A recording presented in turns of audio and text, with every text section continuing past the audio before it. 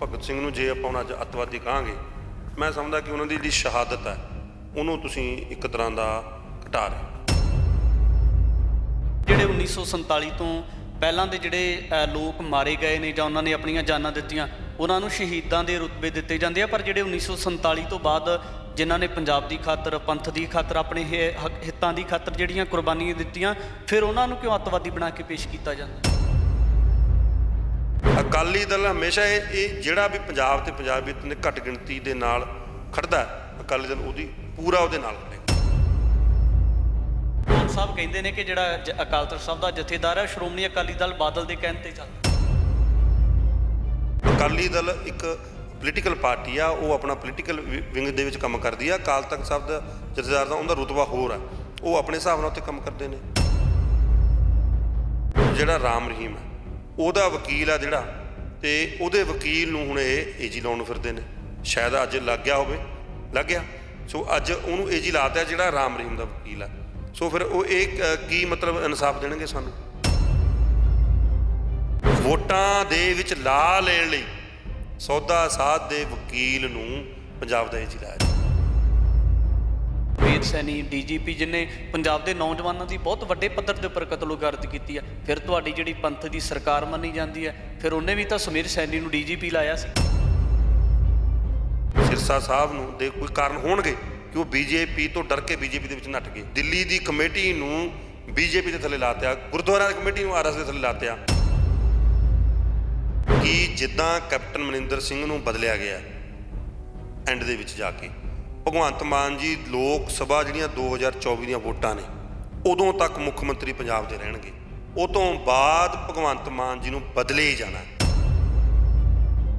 TV 84 India ਦੇ ਨਾਲ ਜੁੜੇ ਹੋ ਮੌਜੂਦਾ ਸਮੇਂ ਦੇ ਵਿੱਚ ਗੱਲ ਕਰਦੇ ਹਾਂ ਤਾਂ ਚਰਚਾਵਾਂ ਬੜੀਆਂ ਹੋਈਆਂ ਨੇ, ਜਿਹੜੀਆਂ ਲਗਾਤਾਰ ਵਿਰੋਧੀ ਧਿਰਾਂ ਦੀਆਂ ਜਿਹੜੇ ਨੁਮਾਇੰਦਾ ਜਮਾਤ ਦੇ ਕਹਿ ਸਕਦੇ ਹਾਂ ਕਿ ਕੁਝ ਨੁਮਾਇੰਦੇ ਨੇ, ਉਹਨਾਂ ਦੇ ਵੱਲੋਂ ਵੱਖ-ਵੱਖ ਸਟੇਟਮੈਂਟ ਦਿੱਤੀਆਂ ਜਾਂਦੀਆਂ ਨੇ। ਪਰ ਮੌਜੂਦਾ ਸਮੇਂ ਦੇ ਵਿੱਚ ਸਰਦਾਰ ਸਿਮਰਜੀਤ ਸਿੰਘ ਮਾਨ ਦੇ ਵੱਲੋਂ ਇੱਕ ਸਟੇਟਮੈਂਟ ਦਿੱਤੀ ਜਾਂਦੀ ਹੈ ਤਾਂ ਪਿਛਲੇ ਦਿਨੀ ਪ੍ਰੈਸ ਵਾਰਤਾਲਾਪ ਕੀਤਾ ਜਾਂਦਾ ਤਾਂ ਉਹਦੇ ਦਰਮਿਆਨ ਜਿਹੜੇ ਉਹਨਾਂ ਦੇ ਨਾਲ ਜੁੜੇ ਹੋਏ ਨੁਮਾਇੰਦੇ ਨੇ ਉਹਨਾਂ ਵੱਲੋਂ ਸਪਸ਼ਟੀਕਰਨ ਦਿੱਤਾ ਜਾਂਦਾ ਕਿ ਇਹ ਜਿਹੜਾ ਬਿਆਨ ਹੈ ਇਹ ਕੁਝ ਜਿਹੜੇ ਪੇਡ ਪੱਤਰਕਾਰ ਸੀ ਉਹਨਾਂ ਦੇ ਵੱਲੋਂ ਮਾਨ ਸਾਹਿਬ ਦੇ ਕੋਲੋਂ ਲੰਮੇ ਸਮੇਂ ਬਾਅਦ ਦਵਾਇਆ ਜਾਂਦਾ ਹੈ। ਇਸ ਤੋਂ ਪਹਿਲਾਂ ਮਾਨ ਸਾਹਿਬ ਨੇ 2007 ਤੋਂ ਲੈ ਕੇ 2013 ਦੇ ਵਿੱਚ ਪਟਿਆਲਾ ਕੋਰਟ ਦੇ ਵਿੱਚ ਇਸ ਕੇਸ ਨੂੰ ਲੈ ਕੇ ਜਿੱਤ ਵੀ ਪ੍ਰਾਪਤ ਕੀਤੀ ਹੈ।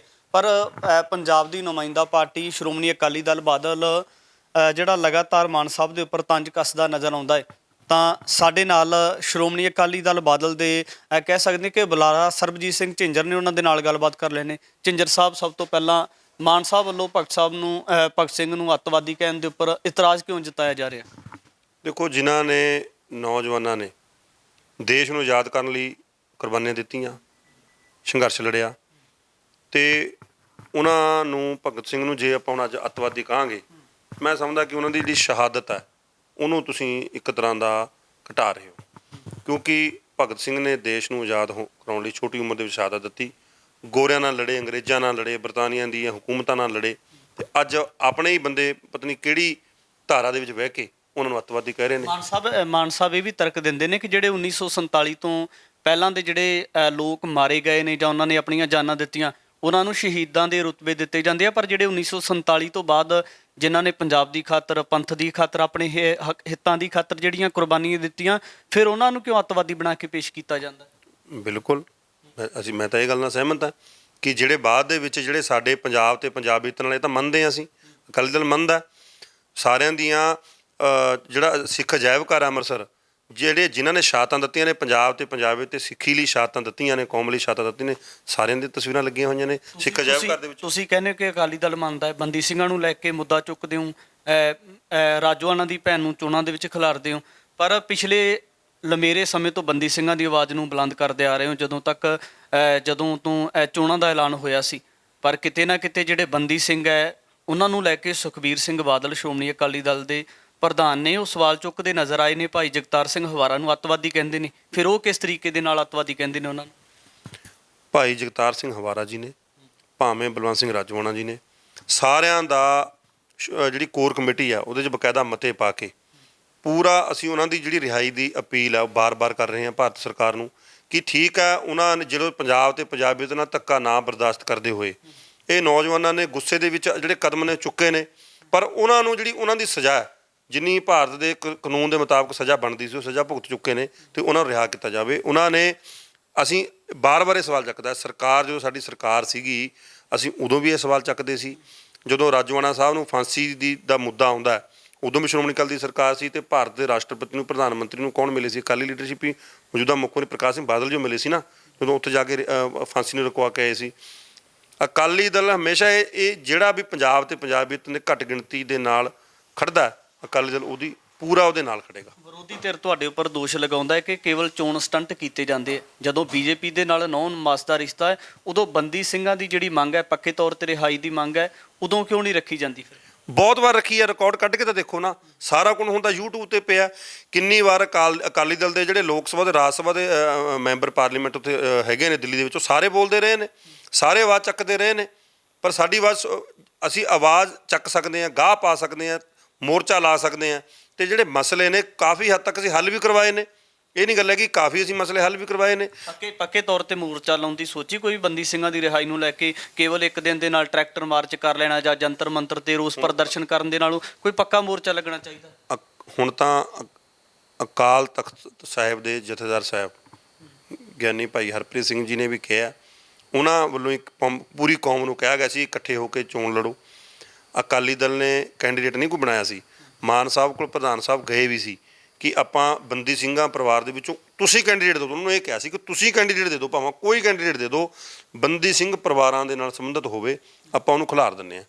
ਪਰ ਉਹ ਇਸ ਗੱਲ ਦੇ ਵਜਦ ਰਹੇ ਕਿ ਮੈਂ ਖੜਨਾ, ਠੀਕ ਆ। ਉਹ ਜਿੱਤ ਕੇ ਅਸੀਂ ਅਕਾਲੀ ਦਲ ਨੇ ਉਹਨਾਂ ਨੂੰ ਮੁਬਾਰਕਬਾਦ ਵੀ ਦਿੱਤੀ ਹੈ ਕਿ ਉਹ ਖੇਤਰੀ ਪਾਰਟੀ ਨੇ। ਨਹੀਂ, ਬਾਅਦ ਵਿੱਚ ਕਿਉਂ ਐਲਾਨ ਕੀਤਾ ਗਿਆ ਜਦੋਂ ਮਾਨ ਸਾਹਿਬ ਆਪਣੇ ਆਪ ਨੂੰ ਉੱਥੋਂ ਦੇ ਕੈਂਡੀਡੇਟ ਜਾਂ ਉਮੀਦਵਾਰ ਐਲਾਨ ਚੁੱਕੇ ਹੁੰਦੇ ਨਾ, ਤਾਂ ਉਸ ਤੋਂ ਬਾਅਦ ਤੁਹਾਡੇ ਵੱਲੋਂ ਐਲਾਨ ਕੀਤਾ ਜਾਂਦਾ? ਅਸੀਂ ਨਹੀਂ ਕੀਤਾ ਨਾ। ਫਿਰ ਉਹੀ ਗੱਲ, ਅਕਾਲ ਤਖਤ ਸਾਹਿਬ ਦੇ ਜਥੇਦਾਰ ਸਾਹਿਬ ਨੇ ਜਦੋਂ ਸਾਰਿਆਂ ਨੂੰ ਬੁਲਾ ਕੇ ਕਿਹਾ ਉੱਥੇ ਕਿ ਭਾਈ ਇਕੱਠੇ ਹੋ ਕੇ ਕੋਈ ਬੰਦੀ ਸਿੰਘਾਂ ਦੇ ਪਰਿਵਾਰਾਂ ਦੇ ਵਿੱਚੋਂ ਕਿਸੇ ਨੂੰ ਖਿਲਾਰੋ ਇਲੈਕਸ਼ਨ ਦੇ ਵਿੱਚ। ਮਾਨ ਸਾਹਿਬ ਕਹਿੰਦੇ ਨੇ ਕਿ ਜਿਹੜਾ ਅਕਾਲ ਤਖਤ ਸਾਹਿਬ ਦਾ ਜਥੇਦਾਰ ਹੈ ਸ਼੍ਰੋਮਣੀ ਅਕਾਲੀ ਦਲ ਬਾਦਲ ਦੇ ਕਹਿਣ ਤੇ ਚੱਲਦਾ। ਬਿਲਕੁਲ ਇਦਾਂ ਦੀ ਕੋਈ ਗੱਲ ਨਹੀਂ, ਇਹ ਤਾਂ ਕਹਿਣ ਦੀਆਂ ਗੱਲਾਂ ਨੇ। ਅਕਾਲ ਤਖਤ ਸਾਹਿਬ ਦੇ ਜਥੇਦਾਰ ਸਾਹਿਬ ਨੂੰ ਕੌਣ ਹੁਕਮ ਦੇ ਸਕਦਾ? ਉਹ ਆਪਣੇ ਸੁਤੰਤਰ ਨੇ, ਆਪਣੇ ਫੈਸਲੇ ਆਪ ਲੈਂਦੇ ਨੇ। ਅਕਾਲੀ ਦਲ ਇੱਕ ਪੋਲੀਟੀਕਲ ਪਾਰਟੀ ਆ, ਉਹ ਆਪਣਾ ਪੋਲੀਟੀਕਲ ਵਿੰਗ ਦੇ ਵਿੱਚ ਕੰਮ ਕਰਦੀ ਆ। ਅਕਾਲ ਤਖਤ ਸਾਹਿਬ ਦਾ ਜਥੇਦਾਰ ਦਾ ਉਹਦਾ ਰੁਤਬਾ ਹੋਰ ਆ, ਉਹ ਆਪਣੇ ਹਿਸਾਬ ਨਾਲ ਉੱਥੇ ਕੰਮ ਕਰਦੇ ਨੇ। ਜਥੇਦਾਰ ਸਾਹਿਬ ਇੱਕ ਬਿਆਨ ਦਿੰਦੇ ਨੇ ਕਿ ਪਿਛਲੇ ਦਿਨੀ ਸ਼੍ਰੋਮਣੀ ਗੁਰਦੁਆਰਾ ਪ੍ਰਬੰਧਕ ਕਮੇਟੀ ਦੇ ਪ੍ਰਧਾਨ ਹਰਜਿੰਦਰ ਸਿੰਘ ਧਾਮੀ ਕੁਝ ਸਿੱਖ ਨੁਮਾਇੰਦਿਆਂ ਦੇ ਨਾਲ ਅਰਵਿੰਦ ਕੇਜਰੀਵਾਲ ਨੂੰ ਬੰਦੀ ਸਿੰਘਾਂ ਦੀ ਰਿਹਾਈ ਨੂੰ ਲੈ ਕੇ ਮਿਲਣ ਵਾਸਤੇ ਜਾਂਦੇ ਨੇ, ਪਰ ਉਹਨਾਂ ਦੇ ਵੱਲੋਂ ਸਮਾਂ ਨਹੀਂ ਦਿੱਤਾ ਜਾਂਦਾ। ਤਾਂ ਬਹੁਤ ਵੱਡੀ ਇੱਕ ਸਟੇਟਮੈਂਟ ਦਿੰਦੇ ਨੇ ਕਿ ਜਿਹੜੀਆਂ ਸਿੱਖ ਸੰਸਥਾਵਾਂ ਉਹਨਾਂ ਨੂੰ ਇੱਕ ਨੀਵੇਂ ਪੱਧਰ ਦੇ ਉੱਪਰ ਕੁਝ ਸਮੇਂ ਦੇ ਵਿੱਚ ਲਿਆਂਦਾ ਗਿਆ। ਇਹਦੇ ਵਿੱਚ ਤੁਸੀਂ ਦੋਸ਼ੀ ਕਿਹਨੂੰ ਮੰਨਦੇ ਹੋ ਕਿ ਜਿਹੜੀਆਂ ਸਿੱਖ ਸੰਸਥਾਵਾਂ ਇੰਨੀ ਵੱਡੀ ਗਿਰਾਵਟ ਦੇ ਵਿੱਚ ਆ ਚੁੱਕੀਆਂ? ਦੇਖੋ, ਅਕਾਲੀ ਦਲ ਨੂੰ ਕਮਜ਼ੋਰ ਕਰਨ ਲਈ, ਸ਼੍ਰੋਮਣੀ ਕਮੇਟੀ ਨੂੰ ਕਮਜ਼ੋਰ ਕਰਨ ਲਈ ਜਿਹੜੀਆਂ ਕੇਂਦਰ ਦੀਆਂ ਏਜੰਸੀਆਂ ਨੇ ਜਾਂ ਪੰਜਾਬ ਤੇ ਸਿੱਖ ਵਿਰੋਧੀ ਸੋਚਾਂ ਨੇ, ਉਹ ਹਮੇਸ਼ਾ ਇਹ ਢਾਲ ਆਉਂਦੀਆਂ ਨੇ, ਕਿਉਂਕਿ ਜੇ ਪੰਜਾਬੀਆਂ ਦੀ, ਸਿੱਖਾਂ ਦੀ ਕੋਈ ਆਵਾਜ਼ ਤਕੜੇ ਤਰੀਕੇ ਨਾਲ ਚੱਕਦਾ ਤਾਂ ਉਹ ਅਕਾਲੀ ਦਲ ਹੈ। ਉਹਨਾਂ ਨੂੰ ਇਹ ਵੀ ਅਕਾਲੀ ਦਲ ਨੂੰ ਖਤਮ ਕਰੋ, ਡੈਮੇਜ ਕਰੋ। ਜਿਹੜੀਆਂ ਸਾਡੀ ਸਰਕਾਰ ਦੇ ਸਮੇਂ ਜਿਹੜੀਆਂ ਘਟਨਾਵਾਂ ਹੋਈਆਂ, ਬੇਅਦਬੀ ਦੀਆਂ ਘਟਨਾਵਾਂ ਹੋਈਆਂ, ਉਹ ਵੀ ਇੱਕ ਇਹਨਾਂ ਚਾਲਾਂ ਦਾ ਹੀ ਨਤੀਜਾ ਸੀ ਕਿ ਅਕਾਲੀ ਦਲ ਨੂੰ ਕਿਸੇ ਤਰੀਕੇ ਨਾਲ ਇਸ ਮੁੱਦੇ 'ਤੇ ਘੇਰਿਆ ਜਾਵੇ। ਮਤਭਾਗੀਆਂ ਸੀ ਸਾਡੀ ਸਰਕਾਰ ਦੇ ਵਿੱਚ ਇਹ ਘਟਨਾਵਾਂ ਹੋਈਆਂ, ਪਰ ਜਿਹੜੇ ਬੰਦਿਆਂ ਨੇ ਸਾਨੂੰ ਬਾਰ-ਬਾਰ ਇਹਨਾਂ ਮੁੱਦਿਆਂ 'ਤੇ ਨਿੰਦਿਆ, ਸਾਨੂੰ ਕਟਘਰੇ ਵਿੱਚ ਖੜਾ ਕੀਤਾ ਬਿਨਾਂ ਵਜ੍ਹਾ, ਜਿਹੜੀ ਕਾਰਵਾਈ ਕਰੀ, ਜਿੰਨੇ ਬੰਦੇ ਦੋਸ਼ੀ ਸੀਗੀ ਉਹ ਅਕਾਲੀ ਦਲ ਦੀ ਸਰਕਾਰ ਨੇ ਸਾਰਿਆਂ 'ਤੇ ਕਾਰਵਾਈ ਕੀਤੀ। ਮਹਿੰਦਰਪਾਲ ਬਿੱਟੂ ਜਿਹਨੇ ਦੋਸ਼ੀ ਸੀਗੀ ਚੱਕ ਕੇ FIR, ਕਾਂਗਰਸ ਸਰਕਾਰ 5 ਸਾਲ ਲੰਘ ਗਈ, ਉਹਨਾਂ ਨੇ ਕੋਈ ਬੰਦੇ 'ਚ FIR 'ਚ ਕਿਸੇ ਨੇ ਮੈਂਸ਼ਨ ਕੀਤਾ? ਕਿਉਂਕਿ ਜਿਹੜੇ ਆਲਰੇਡੀ ਬੰਦੇ ਸੀਗੇ ਉਹ ਅਕਾਲੀ ਦਲ ਨੇ ਪਰਚਾ ਦਰਜ ਕਰਕੇ ਅੰਦਰ ਸੁੱਟਤੇ ਸੀ ਤੇ ਉਹਨਾਂ ਨੇ ਬਸ 5 ਸਾਲ ਅਕਾਲੀ ਦਲ ਦੇ ਖਿਲਾਫ ਪ੍ਰਚਾਰ ਹੀ ਕੀਤਾ, ਪਰ ਉਹਦੇ 'ਤੇ ਕੋਈ ਕਾਰਵਾਈ ਕਰਨ ਦੀ ਕੋਸ਼ਿਸ਼ ਨਹੀਂ ਕੀਤੀ। ਦੂਜਾ, ਆਮ ਆਦਮੀ ਪਾਰਟੀ ਸਰਕਾਰ ਆ ਗਈ। ਹੁਣ ਆਮ ਆਦਮੀ ਪਾਰਟੀ ਸਰਕਾਰ ਵੀ ਬਿਲਕੁਲ ਉਸ ਤਰਕ 'ਤੇ ਚੱਲ ਰਹੀ ਆ। ਹੁਣ ਦੇਖੋ, ਜਿਹੜਾ ਰਾਮ ਰਹੀਮ ਹੈ ਉਹਦਾ ਵਕੀਲ ਆ ਜਿਹੜਾ, ਤੇ ਉਹਦੇ ਵਕੀਲ ਨੂੰ ਹੁਣ ਇਹ AG ਲਾਉਣ ਨੂੰ ਫਿਰਦੇ ਨੇ। ਸ਼ਾਇਦ ਅੱਜ ਲੱਗ ਗਿਆ ਹੋਵੇ, ਲੱਗ ਗਿਆ, ਸੋ ਅੱਜ ਉਹਨੂੰ AG ਲਾਤਾ ਜਿਹੜਾ ਰਾਮ ਰਹੀਮ ਦਾ ਵਕੀਲ ਆ। ਸੋ ਫਿਰ ਉਹ ਇਹ ਕੀ ਮਤਲਬ ਇਨਸਾਫ ਦੇਣਗੇ ਸਾਨੂੰ? ਗੱਲ ਕੀ ਆ ਵੀ ਇਹ ਸਾਰੇ, ਕਿਉਂਕਿ ਹਰਿਆਣੇ ਦੇ ਵਿੱਚ ਵੋਟਾਂ ਨੇ, ਵੋਟਾਂ ਦੇ ਵਿੱਚ ਲਾ ਲੈਣ ਲਈ ਸੌਦਾ ਸਾਧ ਦੇ ਵਕੀਲ ਨੂੰ ਪੰਜਾਬ ਦਾ AG ਲਾਇਆ ਜਾ ਰਿਹਾ। ਤੁਸੀਂ ਕਹਿੰਦੇ ਹੋ ਕਿ ਸੌਦਾ ਸਾਧ ਦੇ ਵਕੀਲ ਨੂੰ AG ਲਾਇਆ ਜਾ ਰਿਹਾ ਪੰਜਾਬ ਦਾ, ਤਾਂ ਜਦੋਂ ਤੁਹਾਡੀ ਸਰਕਾਰ ਸੀ ਉਦੋਂ ਸੁਮੇਧ ਸੈਣੀ DGP ਜਿਹਨੇ ਪੰਜਾਬ ਦੇ ਨੌਜਵਾਨਾਂ ਦੀ ਬਹੁਤ ਵੱਡੇ ਪੱਧਰ ਦੇ ਉੱਪਰ ਕਤਲੋਗਾਰਤ ਕੀਤੀ ਆ, ਫਿਰ ਤੁਹਾਡੀ ਜਿਹੜੀ ਪੰਥ ਦੀ ਸਰਕਾਰ ਮੰਨੀ ਜਾਂਦੀ ਹੈ, ਫਿਰ ਉਹਨੇ ਵੀ ਤਾਂ ਸੁਮੇਧ ਸੈਣੀ ਨੂੰ DGP ਲਾਇਆ ਸੀ। ਸੁਮੇਧ ਸੈਣੀ, ਤੁਸੀਂ ਵਲਟੋਆ ਸਾਹਿਬ ਦੀ ਕੱਲ੍ਹ ਤੁਸੀਂ ਸਟੇਟਮੈਂਟ ਸੁਣੀ ਵੀ ਹੋਣੀ, ਉਹਨਾਂ ਨੇ ਵੀ ਸਪਸ਼ਟ ਕਿਹਾ, ਮੇਰੀ ਵੀ ਇੱਕ ਦੋ ਸੀਨੀਅਰ ਆਗੂ ਨਾਲ ਗੱਲ ਹੋਈ ਹੈ, ਸਮੇਧ ਸੈਣੀ ਠੀਕ ਹੈ, ਇਹ ਸਾਡੀ ਗਲਤੀ ਸੀ ਕਿ ਅਸੀਂ ਸਮੇਧ ਸੈਣੀ ਲਾਇਆ, ਪਰ ਉਹ ਕਿ ਸਾਡੀ ਭਾਈਵਾਲ ਸਰਕਾਰ ਸੀ, ਨਾਲ ਪਾਰਟੀ ਸੀ ਬੀਜੇਪੀ ਦੀ ਸੈਂਟਰਲ ਲੀਡਰਸ਼ਿਪ ਸਾਰੀ ਉਹ ਚਾਹੁੰਦੀ ਸੀ ਕਿ ਸਮੇਧ ਸੈਣੀ ਨੂੰ ਡੀਜੀਪੀ ਜਾਂ ਉਹਨਾਂ ਦੀ ਸੀਨੀਅਰਟੀ ਦੇ ਵਿੱਚ ਕੋਈ ਨਾ ਕੋਈ ਗੱਲ ਬਣਦੀ ਹੋਏਗੀ। ਪੰਥ ਦੀ ਸਰਕਾਰ ਸੀ, ਪੰਥ ਦੀ ਸਰਕਾਰ ਪੰਥ ਦੇ ਹਿੱਤਾਂ ਦੀ ਗੱਲ ਕਰਦੀ ਹੋਣੀ ਚਾਹੀਦੀ ਸੀ, ਤੇ ਤੁਸੀਂ ਕਿਤੇ ਨਾ ਕਿਤੇ ਬਗਾਵਤ ਕਰ ਸਕਦੇ ਸੀ, ਬੀਜੇਪੀ ਤੋਂ ਭਗੌੜੇ ਹੋ ਸਕਦੇ ਸੀ। ਦੇਖੋ, ਜੇ ਕੋਈ ਗਲਤੀ ਹੋਈ ਆ ਤਾਂ ਹੀ ਸਾਨੂੰ ਸਜ਼ਾ ਮਿਲੀ ਹੈ ਨਾ। ਅਕਾਲੀ ਦਲ ਨੇ ਹਮੇਸ਼ਾ ਪੰਜਾਬੀਅਤ ਤੇ ਸਿੱਖੀ ਨੂੰ ਲੈ ਕੇ ਚੱਲਣਾ। ਜੇ ਕੋਈ ਕਮੀਆਂ ਰਹੀਆਂ ਹੋਣਗੀਆਂ, ਇਹ ਨਹੀਂ ਕੋਈ ਇਨਸਾਨ ਗਲਤੀਆਂ ਦਾ ਪੁਤਲਾ, ਕੋਈ ਭੁਲੇਖੇ ਦੇ ਵਿੱਚ ਗਲਤੀ ਹੋਈ ਵੀ ਹੋਏਗੀ, ਪਰ ਦਿੱਲੀ ਏਜੰਡੇ ਦੇ ਖਿਲਾਫ ਹਮੇਸ਼ਾ ਅਸੀਂ ਲੜੇ ਹਾਂ। ਜਿਹੜੀਆਂ ਅੱਜ ਤੁਸੀਂ ਗੱਲਾਂ ਕਰਦੇ ਹੋ, ਜਿਹੜੀ ਲੋਕ ਗੱਲਾਂ ਕਰਦੇ ਨੇ, ਆਮ ਆਦਮੀ ਪਾਰਟੀ ਸਰਕਾਰ ਚੱਲ ਰਹੀ ਹੈ ਪੰਜਾਬ ਦੇ ਵਿੱਚ, ਉਹ ਤਾਂ ਟੋਟਲੀ ਦਿੱਲੀ ਚਲਾ ਰਿਹਾ, ਉਹਨੂੰ ਟੋਟਲੀ ਦਿੱਲੀ ਸਿਸਟਮ ਚਲਾ ਰਿਹਾ। ਦਿੱਲੀ 'ਚ ਕੀ ਹੋ ਰਿਹਾ?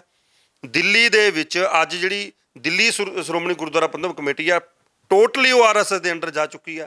ਜਿਹੜੇ ਕਾਲਕਾ ਸਾਹਿਬ ਪ੍ਰਧਾਨ ਨੇ ਉੱਥੋਂ ਦੇ ਮੌਜੂਦਾ, ਇਹ ਮੇਰੇ ਸੋਰਸਾਂ ਰਾਹੀਂ ਪੁਖਤਾ ਸਾਡੇ ਕੋਲ ਗੱਲ ਆਈ ਹੈ ਕਿ ਉਹ ਬੜੇ ਤੰਗ ਨੇ। ਇੰਨੀ ਜ਼ਿਆਦਾ ਉੱਥੇ ਮਤਲਬ ਉਹਦੀ ਘੁਸਪੈਠ ਹੋ ਚੁੱਕੀ ਆ ਉੱਥੇ RSS ਦੀ ਬੀਜੇਪੀ ਦੀ ਕਮੇਟੀ ਦੇ ਵਿੱਚ, ਸਾਰੀ ਮਨਜਿੰਦਰ ਸਿੰਘ ਸਿਰਸਾ ਜੀ ਦੇ ਥਰੂ ਹੋ ਰਹੀ ਆ। ਸਿਰਸਾ ਸਾਹਿਬ ਅੱਜ ਅਕਾਲੀ ਦਲ 'ਤੇ ਸਵਾਲ ਚੱਕਦੇ ਨੇ, ਜਦੋਂ ਕਿ ਅਕਾਲੀ ਦਲ ਨੇ ਸਿਰਸਾ ਸਾਹਿਬ ਨੂੰ ਮਤਲਬ ਲੀਡਰ ਬਣਾਇਆ। ਉਹਨਾਂ ਦੀ ਆਪਣੀ ਕੀ ਹੋਂਦ ਸੀ? ਉਹਨਾਂ ਨੂੰ ਜੇ ਕਮੇਟੀ ਦਾ ਪ੍ਰਧਾਨ ਬਣਾਇਆ, ਉਹਨਾਂ ਨੂੰ ਸਿਸਟਮ ਦੇ ਵਿੱਚ ਲਿਆਂਦਾ, ਉਹਨਾਂ ਦਾ ਨਾਮ ਬਣਿਆ ਤਾਂ ਅਕਾਲੀ ਦਲ ਨੇ ਬਣਵਾਇਆ ਨਾ। ਅੱਜ ਉਹ ਅਕਾਲੀ ਦਲ 'ਤੇ ਉਂਗਲੇ ਚੱਕਦੇ ਨੇ। ਅਕਾਲੀ ਬੀਜੇਪੀ ਤੋਂ ਡਰਨ ਦੇ ਉਹਨਾਂ ਦੇ ਕੋਈ ਕਾਰਨ ਹੋਣਗੇ, ਸਿਰਸਾ ਸਾਹਿਬ ਨੂੰ ਦੇ ਕੋਈ ਕਾਰਨ ਹੋਣਗੇ ਕਿ ਉਹ ਬੀਜੇਪੀ ਤੋਂ ਡਰ ਕੇ ਬੀਜੇਪੀ ਦੇ ਵਿੱਚ ਨੱਠ ਗਏ ਅਤੇ ਦਿੱਲੀ ਦੀ ਕਮੇਟੀ ਨੂੰ ਬੀਜੇਪੀ ਦੇ ਥੱਲੇ ਲਾਤਿਆ, ਗੁਰਦੁਆਰਿਆਂ ਦੀ ਕਮੇਟੀ ਨੂੰ RSS ਦੇ ਥੱਲੇ ਲਾਤਿਆ। ਪਰ ਅਕਾਲੀ ਦਲ ਇਹੋ ਜਿਹੀਆਂ ਗੱਲਾਂ ਨਾਲ ਦਬਣ ਵਾਲਾ ਨਹੀਂ, ਨਾ ਸਾਨੂੰ ਕਿਸੇ ਗੱਲ ਦਾ ਡਰ ਹੈ ਅਤੇ ਨਾ ਅਸੀਂ ਡਰੀਏ। ਵਿਰੋਧੀ ਧਿਰ ਦੇ ਨੇਤਾ ਨੇ ਪ੍ਰਤਾਪ ਸਿੰਘ ਬਾਜਵਾ, ਉਹ ਕਹਿੰਦੇ ਨੇ ਕਿ CM ਭਗਵੰਤ ਮਾਨ ਨੂੰ ਮੁੱਖ ਮੰਤਰੀ ਲਾਇਆ ਕੇਵਲ ਕੁਝ ਮਹੀਨਿਆਂ ਵਾਸਤੇ। ਲੱਗਦਾ ਹੈ ਕਿ ਇਹਨਾਂ ਨੂੰ ਬਦਲ ਕੇ ਕਿਸੇ ਹੋਰ ਨੂੰ ਮੁੱਖ ਮੰਤਰੀ ਲਾਇਆ ਜਾ ਸਕਦਾ ਪੰਜਾਬ ਦਾ? ਇਹ ਬਿਆਨ ਮੈਂ ਬੜੀ ਦੇਰ ਪਹਿਲਾਂ ਦਿੱਤਾ ਸੀ ਕਿ ਜਿੱਦਾਂ ਕੈਪਟਨ ਅਮਰਿੰਦਰ ਸਿੰਘ ਨੂੰ ਬਦਲਿਆ ਗਿਆ ਐਂਡ ਦੇ ਵਿੱਚ ਜਾ ਕੇ, ਭਗਵੰਤ ਮਾਨ ਜੀ ਲੋਕ ਸਭਾ ਜਿਹੜੀਆਂ 2024 ਦੀਆਂ ਵੋਟਾਂ ਨੇ ਉਦੋਂ ਤੱਕ ਮੁੱਖ ਮੰਤਰੀ ਪੰਜਾਬ ਦੇ ਰਹਿਣਗੇ। ਉਹ ਤੋਂ ਬਾਅਦ ਭਗਵੰਤ ਮਾਨ ਜੀ ਨੂੰ ਬਦਲੇ ਹੀ ਜਾਣਾ, ਕਿਉਂਕਿ ਜਿੰਨਾ ਦਿੱਲੀ ਦਾ ਇੰਟਰਫੇਅਰ ਉਰੇ ਹੋ ਚੁੱਕਿਆ, ਭਗਵੰਤ ਮਾਨ ਜੀ ਦੇ ਹੱਥ ਵੱਧ ਕੁਛ ਨਹੀਂ। ਵੋਟ ਪੰਜਾਬ ਤੇ ਪੰਜਾਬ ਦੇ ਲੋਕ ਕਦੇ ਵੀ ਦਿੱਲੀ ਨੂੰ ਵੋਟ ਨਹੀਂ ਪਾਉਂਦੇ, ਕਦੇ ਵੀ। ਦਿੱਲੀ ਦੇ ਅਧੀਨ 500-550 ਸਾਲ ਦਾ ਇਤਿਹਾਸ ਹੈ। ਮੁਗਲਾਂ ਤੋਂ ਲੈ ਕੇ, ਗੋਰਿਆਂ ਤੋਂ ਲੈ ਕੇ, ਕਾਂਗਰਸ ਤੋਂ ਲੈ ਕੇ ਸੈਂਟਰ ਸਰਕਾਰਾਂ ਨੇ ਪੰਜਾਬ ਤੇ ਪੰਜਾਬੀਅਤ ਨੂੰ ਸਮਾਜਿਕ ਤੌਰ 'ਤੇ, ਆਰਥਿਕ ਤੌਰ 'ਤੇ, ਧਾਰਮਿਕ ਤੌਰ 'ਤੇ ਮਾਰਨ ਦੀ ਕੋਸ਼ਿਸ਼ ਕੀਤੀ ਆ। ਪੰਜਾਬੀ ਕਦੇ ਵੀ ਦਿੱਲੀ ਦੇ ਥੱਲੇ ਨਹੀਂ ਲੱਗਣਗੇ, ਅਤੇ ਜਦੋਂ ਵੀ ਦਿੱਲੀ ਨੇ ਸਾਨੂੰ ਦੱਬਣ ਦੀ ਕੋਸ਼ਿਸ਼ ਕੀਤੀ ਆ, ਸਾਡਾ ਵੀ ਨੁਕਸਾਨ ਤਾਂ ਹੀ ਹੋਇਆ ਨਾ। ਜੇ ਕਿਤੇ ਨਾ ਕਿਤੇ ਦਿੱਲੀ ਸਾਡੇ 'ਤੇ ਥੋੜ੍ਹੀ ਬਹੁਤੀ ਹਾਵੀ ਹੋਈ ਤਾਂ ਸਾਡਾ ਨੁਕਸਾਨ ਹੋਇਆ, ਪਰ ਇਹ ਤਾਂ ਟੋਟਲੀ ਉਹ ਸਾਰੇ ਦਿੱਲੀ ਚਲਾ ਰਹੀ ਹੈ ਨਾ। ਤਾਂ ਭਾਵੇਂ ਕਾਂਗਰਸ ਦੀ ਸਰਕਾਰ ਸੀ, ਭਾਵੇਂ ਆਮ ਆਦਮੀ ਪਾਰਟੀ ਸਰਕਾਰ ਹੈ, ਬੀਜੇਪੀ ਤਾਂ ਹੈ ਹੀ ਸਾਰਾ ਸੈਂਟਰ ਸਰਕਾਰ ਸਿਸਟਮ ਚਲਾ ਰਹੇ ਨੇ। ਸੋ ਇਸ ਕਰਕੇ ਦਿੱਲੀ ਏਜੰਡਾ ਪਾਰਟੀਆਂ ਨੂੰ ਪੰਜਾਬੀ ਕਦੇ ਵੀ ਹੁਣ ਮੂੰਹ ਨਹੀਂ ਲਾਉਣਗੇ। ਸ਼੍ਰੋਮਣੀ ਅਕਾਲੀ ਦਲ ਹੀ ਇੱਕ ਇੱਦਾਂ ਦੀ ਖੇਤਰੀ ਪਾਰਟੀ ਹੈ ਜਿਹੜੀ ਪੰਜਾਬ ਤੇ ਪੰਜਾਬੀਅਤ ਦੇ ਹਿੱਤਾਂ ਨੂੰ ਲੈ ਕੇ ਚੱਲ ਸਕਦੀ ਹੈ। ਨਿੱਜਰ ਸਾਹਿਬ, ਸ਼੍ਰੋਮਣੀ ਅਕਾਲੀ ਦਲ ਦੀ ਤੁਸੀਂ ਗੱਲ ਕੀਤੀ, ਪੰਜਾਬ ਦੀ ਇੱਕ ਨੁਮਾਇੰਦਾ ਜਮਾਤ ਮੰਨੀ ਜਾਂਦੀ ਹੈ।